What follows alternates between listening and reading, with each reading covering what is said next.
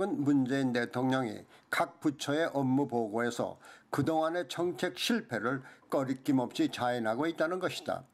이렇게 보면은 철이 난 것 같은데 임기 5년에 3년 차에 들어서 철이 났다면은 건망증이 들 나이에 철이 난 것 같아 만시지탄의 감이 있는 것이다.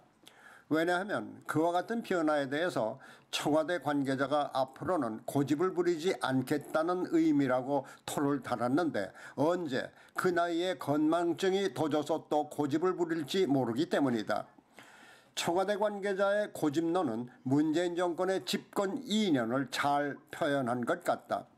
솔직히 문재인 정권은 집권 초기부터 전체 국민과 특히 경제 문제에서 고용 창출과 국가소득 증대를 가져올 수 있는 대기업의 투자 의욕 등을 위축시키는 정책을 펴은 것이 사실이다.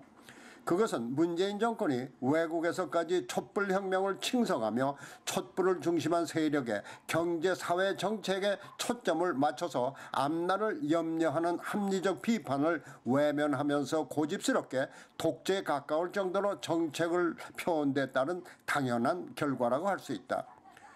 그와 같은 고집스러운 정책 진행은 심지어 영원히 자기 편으로 믿었던 노동 집단조차 반기를 들며 정권을 위협하는 데로까지 치달았고 대기업은 새로운 투자나 기업 의욕을 잃어버린 것이 사실이다.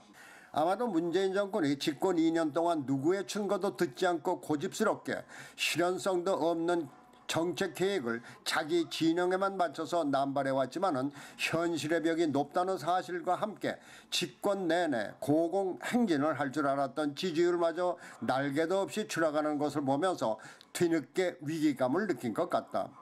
그러니까 정책 실패를 자인하는 자리에서 새로운 경제정책은 경제사회의 수용성과 이해관계자의 입장을 조화롭게 고려해서 국민의 공감 속에서 추진하는 것이 무엇보다도 중요하다고 강조한 것이다. 이는 국민들뿐만이 아니라 그동안 경원시하던 대기업에 대한 현실적 중요성을 뒤늦게 깨달은 것도 포함된 것으로 봐야 할 것이다.